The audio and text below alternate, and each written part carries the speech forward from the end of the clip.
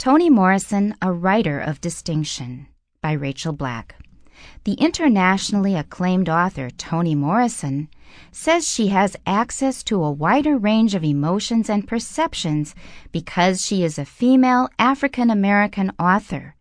Instead of her world being smaller because of her minority status, she says it just got bigger. Her awareness of her unique position in the world has enabled her to bring characters to life that weaker writers might not have been able to manage. Toni Morrison was born Chloe Anthony Wofford in 1931 in Ohio to a black working-class family. As an avid reader throughout childhood, her imagination was further enriched by folk tales her father shared with her about the black community. She was inspired to attend college, become a professor, and then work as an editor for a publishing company. Her first novel, The Bluest Eye, was published in 1970. It tells the story of a young African-American girl who is under the mistaken notion that if only God would turn her eyes blue, then her life would be perfect. This universal theme is easily understood in Asia, where many women are so unhappy with the way they look that they undergo surgery in order to have Western looks. Subsequent novels have included various topics related to the struggles of Black Americans and Black women in particular. Morrison has won a Pulitzer, 1988, as well as the Nobel Prize in Literature, 1993. At 75, this amazing writer shows no signs of stopping, proving true the adage that women are like wine, they get better with age. Imagine living without electricity, cars, or even pockets in your pants. These are all things we use on a daily basis and generally take for granted. However, groups of Amish people in the United States and Canada are happy to exchange these commodities for a simple life without modern technology. In 1693, a Swiss priest named Jakob Amann separated from the Christian Church and formed the first Amish community.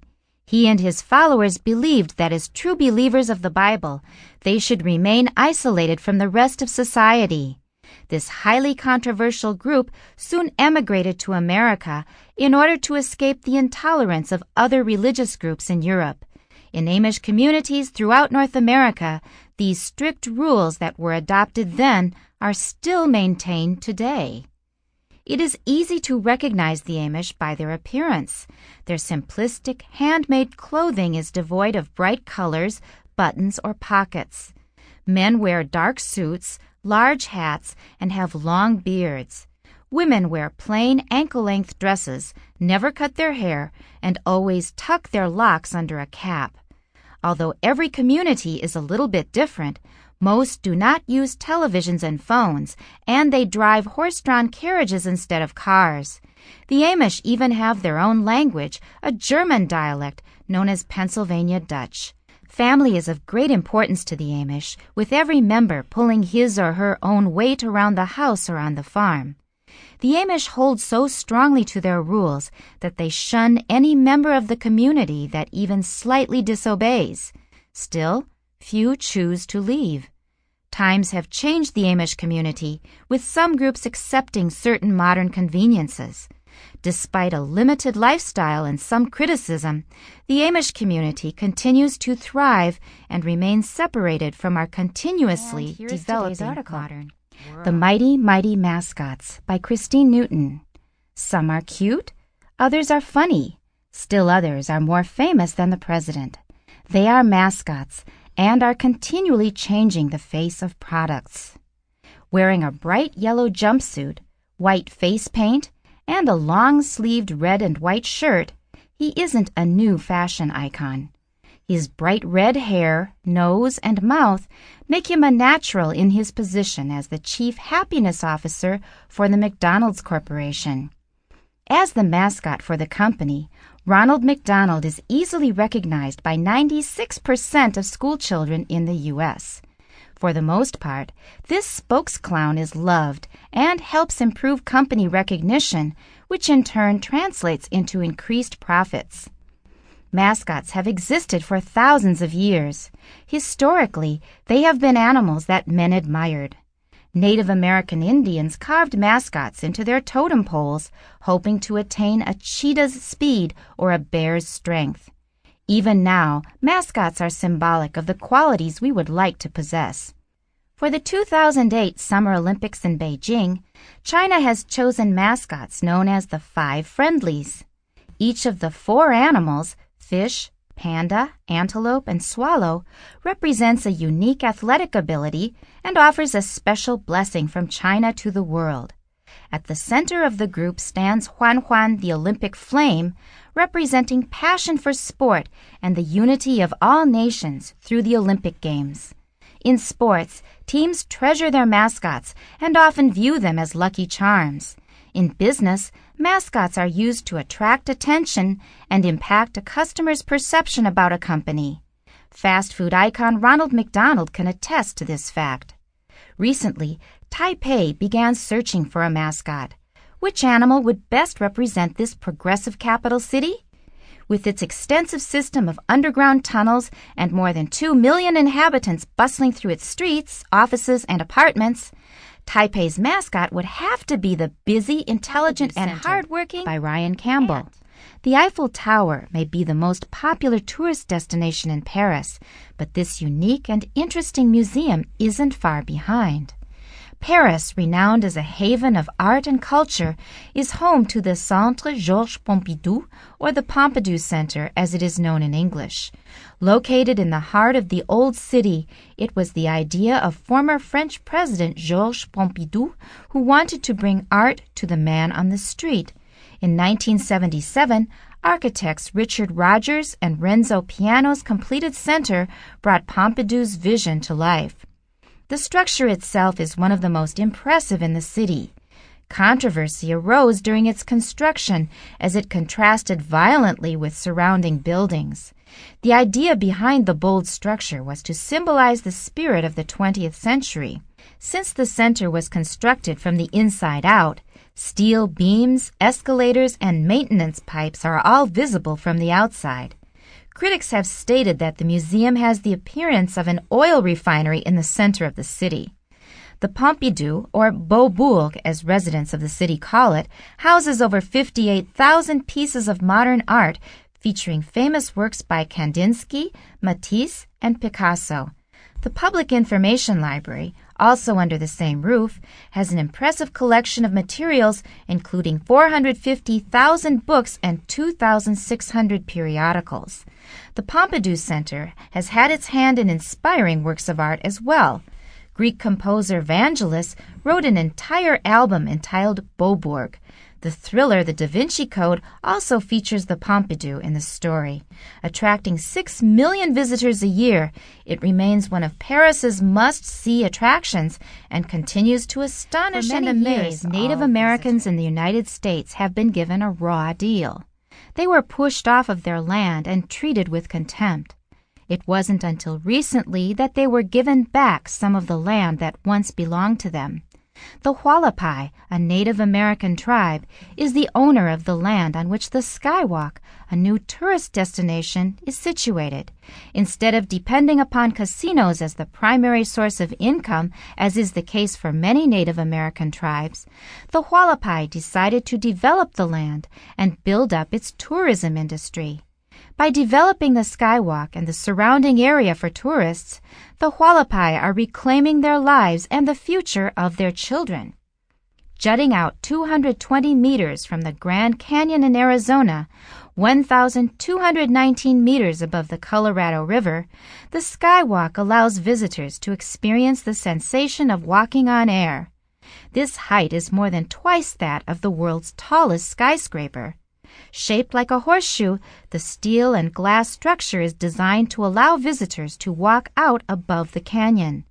A mere 10 centimeters of glass separates people on the Skywalk from a 15-second free fall that would surely end unpleasantly.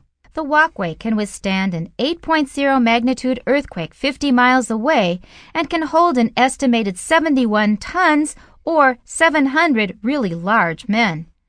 Fortunately, the maximum occupancy for the Skywalk will only be 120.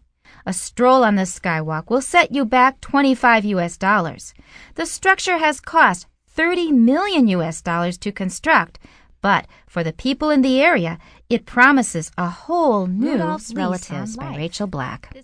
Reindeer may be associated with Christmas, but for thousands of people, reindeer provide food, a living, and even shelter. In the 19th century poem, A Visit from St. Nicholas, 8 reindeer pull Santa's sleigh across the sky so he can deliver presents to all the good boys and girls across the world in one night. Later on, in a different story, a heavy fog rolls in, and Rudolph hits the scene with his shiny red nose that lights up Santa's path. These reindeer stories are, sadly, products of fiction. Reindeer don't fly, but they do exist, and they do live near the North Pole. Reindeer even pull sleighs for their masters in some regions of the subarctic. Often called caribou when wild in North America, reindeer are large deer with wide antlers. Females vary from 60 to 170 kilograms, while males can weigh as much as 300 kilograms. Domesticated reindeer are shorter and heavier than their counterparts in the wild, which may be able to run as fast as 80 kilometers per hour and may travel over 4,800 kilometers in 1 year. As a matter of fact, a caribou calf begins to run within 90 minutes of birth. It doesn't have much of a choice. Keeping up with the herd is its only chance for survival. Reindeer typically migrate in large herds. Rivers and streams aren't usually a threat, as their buoyant fur and special hooves make them excellent speedy swimmers. Their greatest worries come from predators such as wolves and bears. For centuries, the Aborigines have herded reindeer in Scandinavia. Reindeer were introduced to Alaska in the late 1800s as a way of providing a livelihood for the Eskimos. Many say that reindeer meat will eventually be as popular as beef in North American supermarkets. Between having the tale of Rudolph told to children and the possibility of having his relatives served up on the table, Christmas dinner may never be the same again. By Julia Koprak. Some artists painted visions of loveliness that could make anyone smile. Others, like Edvard Munch, created nightmares that could make you scream. Influential Norwegian painter Edvard Munch is best known for his dark emotional images. Born in 1863, Munch was raised by his father as his mother died when she was relatively young.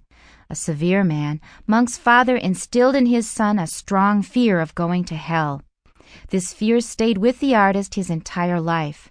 However, illness spread throughout Munch's family, and his father as well as 3 other siblings passed away within a short period of time. Munch used thick brushstrokes and deep colors to depict his state of mind. His work was so dark that some even question whether Munch himself suffered from serious mental illness. His most famous painting, The Scream, 1893, portrays a lone figure on a bridge crying out in anguish. Much of Munch's life was covered by a gloomy shadow of sickness and misery due to his parents' and siblings' deaths. It was in this state of loneliness and anxiety that he was inspired to paint The Scream. In his discussion of this image, he recalled the blood-red sunset he saw as he was out walking and the fear he felt running through his body. These strong emotions certainly come through and impose a similar feeling on any viewer.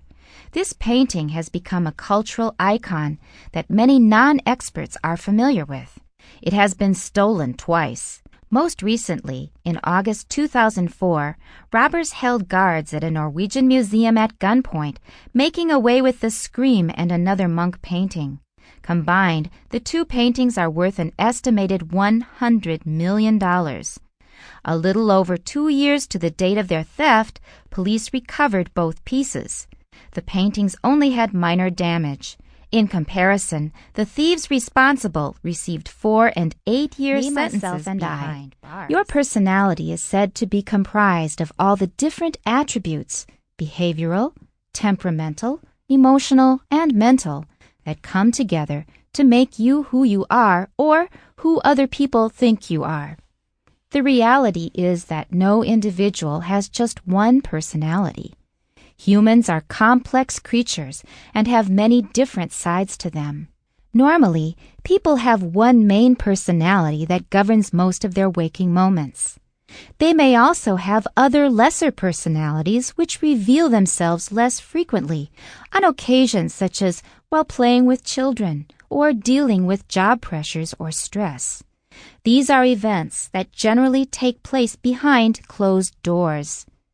Someone suffering from multiple personality disorder, or MPD, is described as a person having two or more distinct identities that alternate in controlling the patient's conscious behavior.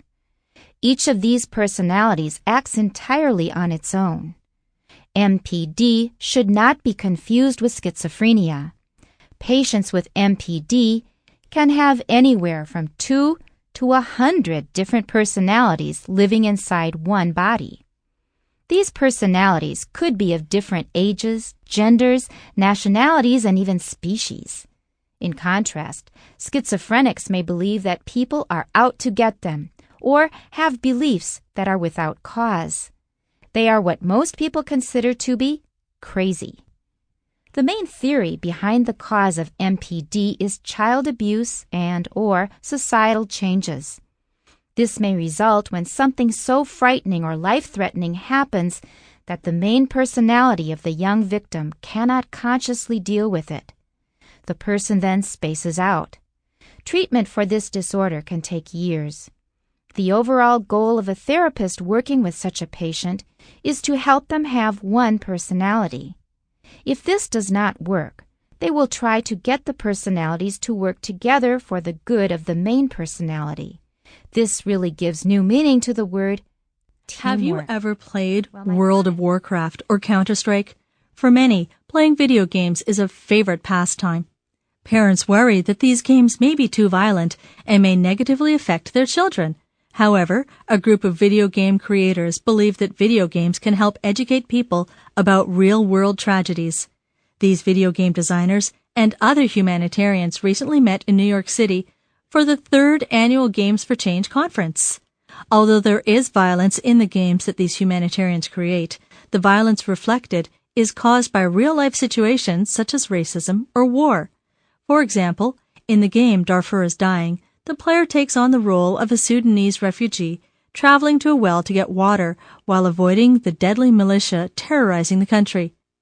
This game sheds light on the bloody civil war being played out in Sudan. Darfur is Dying has been downloaded more than 750,000 times and continues to grow in popularity. Another game tackling real-world problems is Peacemaker. In this adventure game, players can choose to be either the Israeli Prime Minister or the Palestinian President. The object of this game is to promote a peaceful resolution for the volatile situation between Israel and Palestine. In only 2 years, attendance at the Games for Change conference has grown from 40 activists in attendance in 2004 to 250 this year. These humanitarians are excited to use this form of media to spread awareness of problems in the world. Through their games, they create hope for a better future October 12th, and a better world. 1492. As the Mongol Empire disintegrated in the 15th century, Islamic states rose to power and blocked outsiders from entering their territory. Thus, Europeans no longer had a direct route to the Far East, where they had been trading for such luxury goods as spices and silk. Refusing to give up, they attempted to reach the Indies by sailing around Africa. Christopher Columbus, however, devised a plan to traverse the Ocean Sea, also known as the Atlantic Ocean, to reach the Far East. He convinced the Spanish crown to help him bring it to pass. Believing they had reached the East Indies, Columbus and his men arrived in the New World on October 12, 1492. They began trading with the natives, and some of what they received was gold. Columbus returned to Spain, showed the crown the bounty of the islands, and received financing for a second voyage.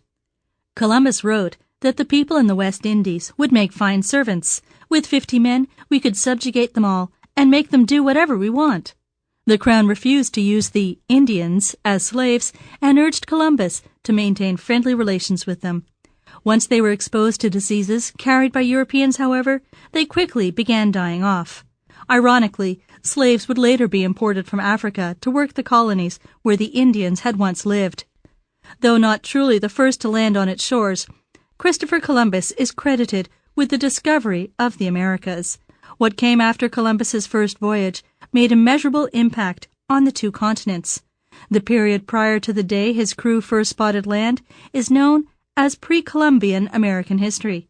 From that day forward, the world would never be the same.